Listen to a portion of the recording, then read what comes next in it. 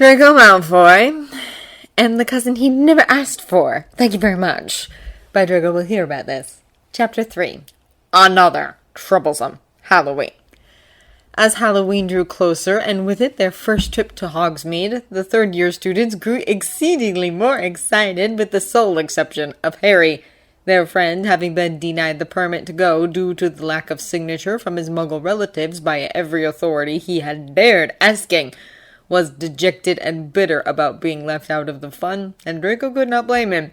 He had spent enough time separated from his friends by their respective houses that he knew exactly how painful it was to be left out like this. Draco himself wasn't all that thrilled about the perspective of spending the afternoon without Harry. Hermione and Weasley had been more than a little racky since the start of term, and he could imagine better things to do with his time than tag along behind the two of them fighting non-stop. In fact, he was almost tempted to stay behind with Harry, but knew that the other boy would not take well to such a suggestion, so he did not voice it. Instead, he spent the afternoon out in the Wizarding Village collecting souvenirs. For Harry, namely a haul of sweets from Honeydukes and a few knickknacks from Dunco's joke shop, hoping they would cheer their friend up. Both Hermione and Weasley helped, if they could surface from their bickering conversations long enough to pay attention to what Draco was doing. When they finally returned to the school, Draco pressed the whole collection into Hermione's arms to hand over to Harry before they parted ways for their separate common rooms. He ran into Harry a couple of hours later on the way to the Halloween feast. "Thank you for all the stuff," he muttered, smiling softly at Draco. "I heard you had a fun time. Ron hasn't shut up about it since they returned." "It was all right," Draco frowned. "Would have been much better if you'd been there. I don't know how you could stand being alone with those two all the time," he added, lowering his voice so that the other two Gryffindors walking ahead of them would not hear. "Do they ever speak normally to each other? Not that I blame Hermione, but—" Harry snorted. "Come on," he said, shaking his head in amusement. "They aren't that bad." "I beg to differ." Draco rolled his eyes. "Maybe I am lucky to not be sharing a common room with them." "Better than not," Harry returned, grinning. "Ah!" Draco groaned, making a face. "Point taken." They entered the festively decorated Great Hall then, and had to separate, each heading for their respective tables. With how Halloween, both in the first year, with a troll Quirrell had led into the castle, and the second year, with a basilisk attack on Miss Norris, had been stricken by catastrophe and disaster, Draco found it hard to fully relax throughout the meal. Not only were not Crabbe and Goyle sitting in his vicinity at the Slytherin table and making fun of Draco on top of their lungs while eating dinner, but some part of him felt restless, as if it expected the doors to burst open any moment to reveal a bringer of bad news. While the feast itself stayed quiet, though, it turned out that Draco's fears were indeed justified. They had barely reached the Slytherin common room when Snape was already calling them to the door, posture tense and dark eyes alert. "Everyone follow me to the Great Hall, immediately," he ordered in a sharp voice. "Line up neatly and don't dangle, or I will personally make sure that you're accompanied to the Hogwarts Express, heading back to London by our charming Dementor squad. Have I made myself clear?" There was an affirming murmur among the students, and one of the sixth-year prefects asked, quite bravely, Draco felt, "What happened, sir?" "Sirius Black has been sighted within the castle," Snape answered shortly. "He tried to force his way into the Gryffindor common room. All the students will spend the night at the Great Hall while the staff searches the castle." Draco felt like a bucket of ice-cold water had been emptied right into his face. He stood staring at Snape in silent horror until Pansy elbowed him in the ribs. "Move!" she hissed, manhandling him into the line in front of her as the group started to leave the Slytherin quarters. The Gryffindors were already gathered in the Great Hall when they arrived, and Draco immediately broke free from his housemates to search out his friends. "Harry!" he called, grabbing his friend's wrist when he found him, as if to physically ensure himself of his presence. "Are you all right? Did Black get anywhere near you? "I'm fine, Draco," Harry interrupted him, putting his free hand on Draco's shoulder in a soothing gesture. "It happened during the feast, so no one was around. The portrait of the fat lady is in pieces, though." Draco took a deep breath, feeling the air settle in his lungs after what felt like hours without oxygen, and let go of Harry's wrist. Red imprints remained where his fingers had been, so harshly had he held on to him in his fear. But Harry did not complain, just smiled at Draco in reassurance. When the last house, the Ravenclaws, had joined them in the great hall, Dumbledore conjured them sleeping bags and left the head boy and girl in charge of them before thoroughly locking the place down from the outside. Percy Weasley yelled for all of them to settle down, and Draco seized a sleeping bag between Harry and Hermione. The talking died down only reluctantly as the students were buzzing with questions. How had Black broken into the castle? Was he still hiding somewhere? As Hermione explained to Harry and Weasley in exasperation that Black could not have apparated into Hogwarts, seeing that the walls of the castle were protected against such intrusion. Honestly, am I the only person who's ever bothered to read Hogwarts history? Percy shouted for everyone to stop talking. The lights were doused, leaving the great hall in only the eerie light that the ghosts cast into the hall, making Draco feel antsy. He reached out for Harry's hand, and when he found it, he entwined their fingers. Harry squeezed once in comfort, and Draco felt better immediately. It was a restless night. Once every hour, a teacher would come in to check on them, and every time Draco would jerk awake in alarm. On each such awakening, he would feel Harry, who did not seem to get any sleep at all, squeeze his hand, reminding him of his presence. Around 3 in the morning, Dumbledore came, and they overheard him talking to Percy, telling him that there was no sign of Black, and he had most likely escaped. They were interrupted, though, by Snape, who came in to report that the last corners of the castle had been searched, without result. "Have you any theory as to how he got in, Professor?" Snape asked quietly, but they stood close enough so that their voices carried over to where the 4 of them were lying. "Many, Severus, each of them as unlikely as the next." Dumbledore sighed. Draco noted that Harry was shifting slightly next to him, clearly listening. "You remember the conversation we had, Headmaster, just before, the start of term," Snape remarked. His tone was harsh, but he seemed hesitant to speak freely in front of an audience. "I do, Severus," Dumbledore replied, and his voice carried a note of warning. "It seems almost impossible that Black could have entered the school without inside help.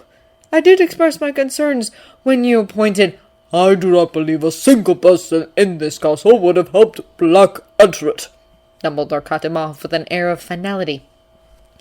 It was then that Draco understood that Snape was suspecting Professor Lupin.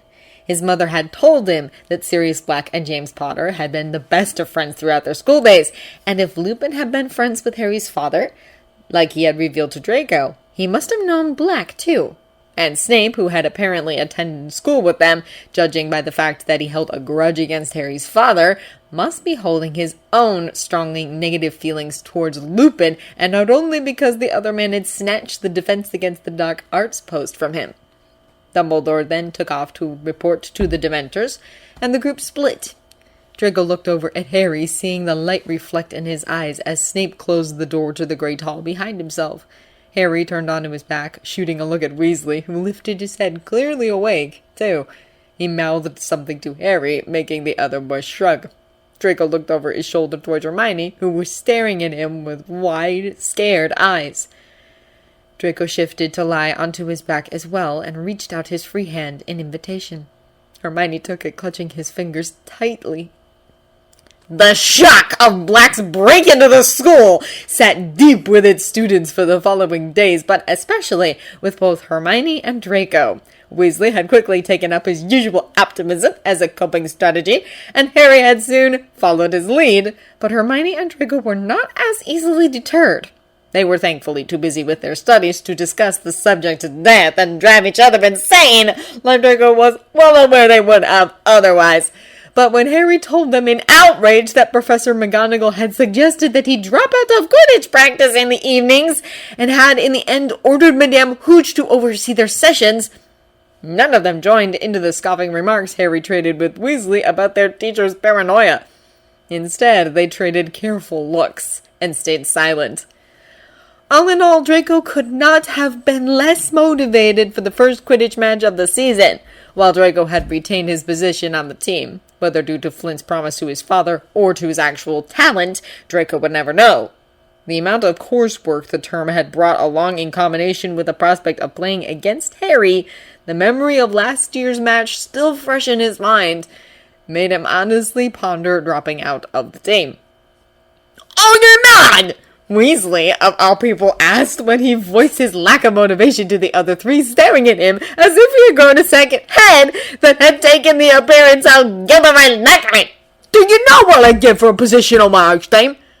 And you want to just throw it away for schoolwork?" Lessons are more important than club activities, Ron, Hermione reminded him briskly. If Draco feels overstrained for both, I think it's the right decision to drop out.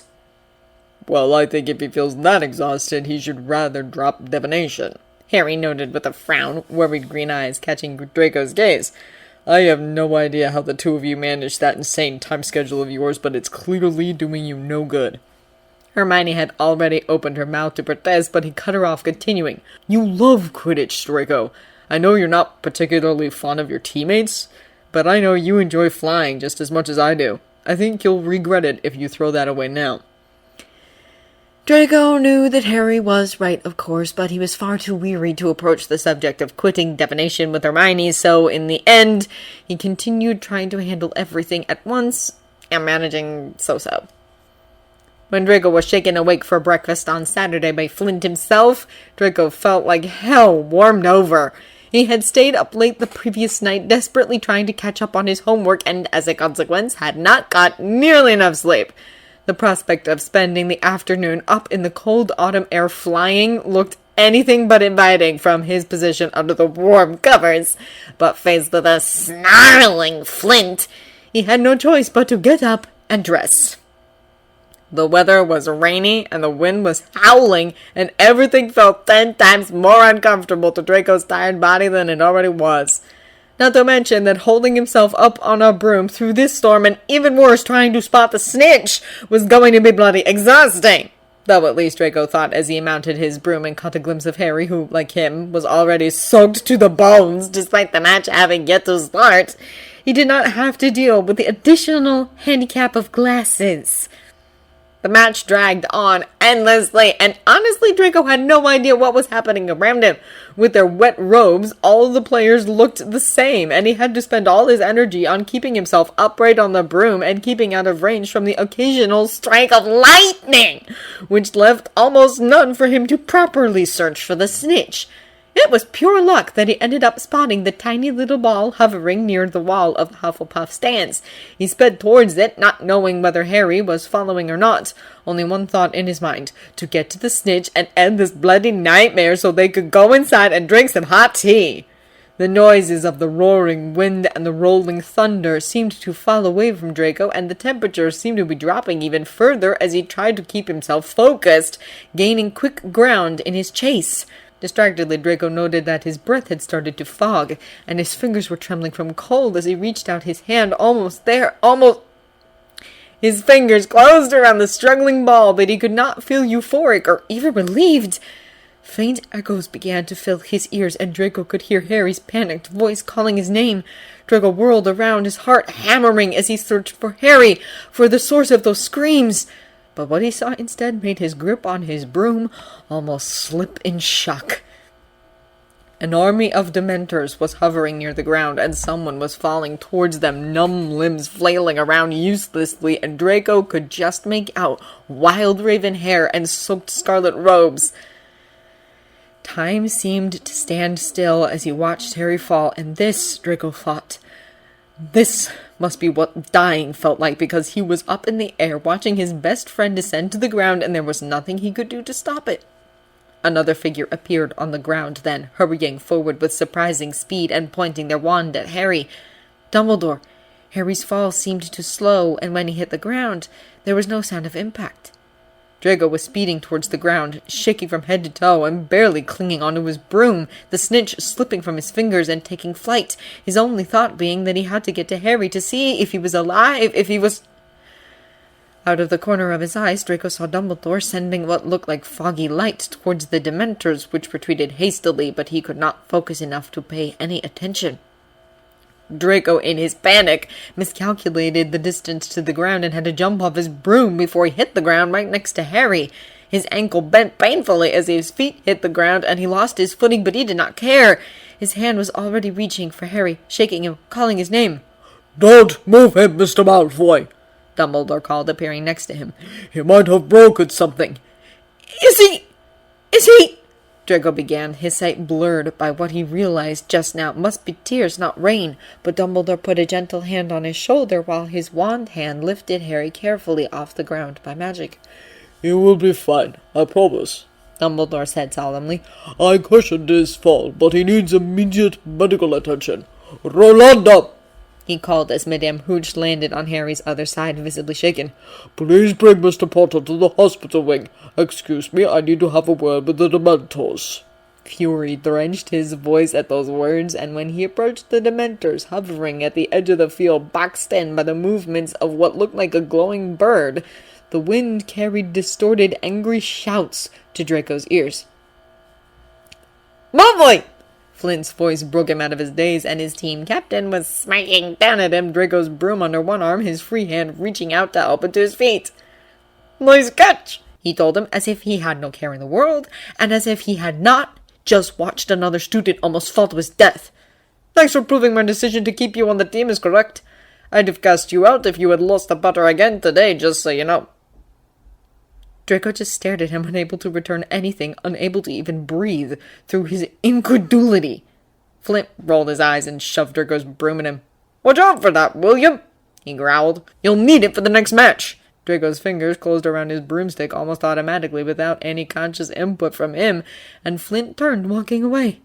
Instead, the Weasley twins were suddenly at his side, pulling him to his feet. "What an utter jerk!" Fred muttered, glaring at Flint. "Are you all right, Draco?" George asked, holding onto Draco a little tighter as the Slytherin's ankle gave away under his weight. "Are you hurt?" "My foot," Draco grunted in pain. "Draco!" Hermione's voice reached his ears, and he looked up to see Hermione and Weasley approaching them, both looking deadly pale. "Is Harry all right?" "Dumbledore said he'd be okay," Draco brought out. "Madame Hooch said not to worry," Fred injected. "But bloody hell, that was some pull, wasn't it? I thought he was done for," George muttered. "Thank God Dumbledore stepped in." "Yup," Weasley nodded, gulping. "We should probably go to the hospital wing and check on him." "We need to take Draco anyways," George said, securing his drip on Draco's frozen body. "Can you walk?" The Weasley twins had to almost drag him all the way up back to the castle, and when they reached the hospital wing, Madame Pomfrey looked like she was having a fit. "Another one?" she shrieked, pointing to the free bed next to where she was hovering over Harry's still form. "I swear, these Dementors... Is Harry all right?" Draco interrupted her urgently, gritting his teeth as the twins helped him onto the bed. "Harry was very lucky," the nurse informed them with a huff. "He will have to spend the night here, but there will be no lasting damage." "No," she muttered, turning to him and glowering. "What happened to you?" Draco's ligaments had been torn in his ill-advised landing, but Madame Pomfrey was able to fix that with a wave of her wand. He was advised to keep the foot still for an hour, his clothes were dried, he was wrapped in warm blankets, and handed a hot cocoa to warm him up.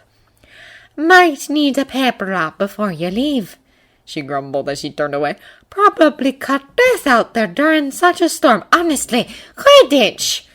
She kept grumbling as more and more members of the Gryffindor Quidditch team filed into the room to check on Harry, but did not throw them out. Yet! So they all settled in a huddle around Harry's and Draco's beds, talking in hushed whispers and shooting worried looks over to Harry's unconscious form. When Draco's hour was almost up, Professor Flitwick came in with a look as grave as Draco had barely ever seen on the tiny professor, holding a bundle with the broken remains of Harry's broom in his arms. "That's all we could save from the Whomping Willow," he sighed, shooting a saddened look at the unaware Harry. "I fear there's no hope of fixing it." Draco flinched at the words, and the Gryffindor players looked horrified as Flitwick gently placed the bundle near the foot of Harry's bed and left them. "What a cheerful day!" George quipped, sitting down next to where Draco's ankle was resting on the mattress. "Maybe Harry should just stay passed out. He won't want that news, I'm sure." "Better his broom than him, though." One of the chasers, a dark, tall girl, which Draco thought was called Johnson, muttered. "Yes," another chaser, Spinnett, muttered. "Lucky the ground was so soft." "I thought he was dead for sure," Weasley said, his voice hollow. But I didn't even break his glasses, Hermione whispered, sounding amazed. It's all thanks to Dumbledore, Draco murmured. If he hadn't slowed down his fall... He broke off, unable to go on, the knowledge of how close he had come to losing his best friend still too fresh.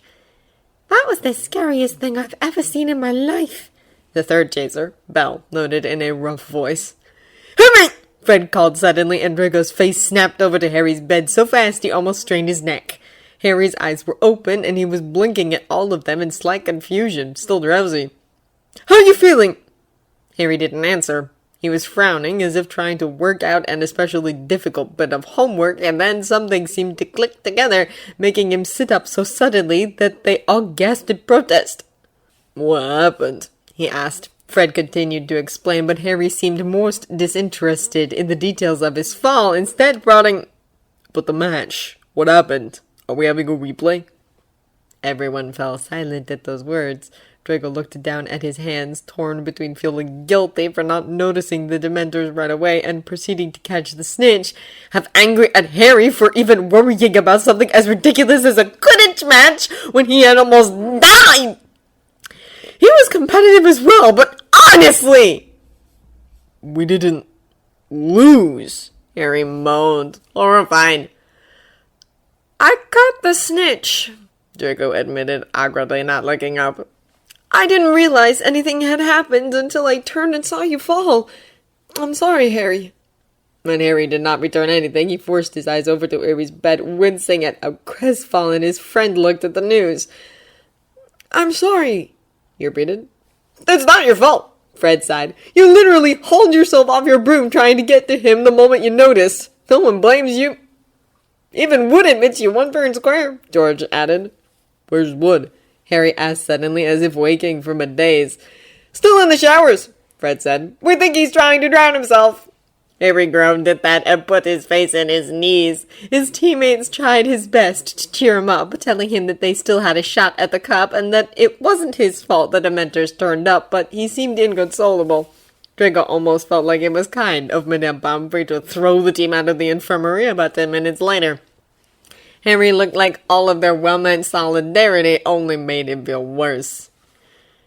You're fine too, she told Draco after checking on his ankle. Finish our cocoa and then off with you.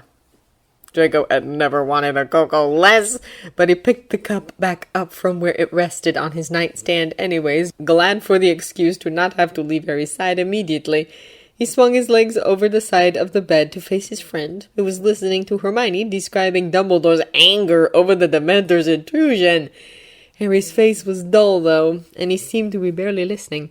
Only when Hermione fell silent, and he noticed all their anxious expressions, he asked, Did someone get my nimbus? Draco made a face, throwing a look at the sad bundle of broken pieces at the foot of Harry's bed, aware of how horrible that conversation was going to go. Maybe he should have just left to let the Gryffindors handle this for once in his life.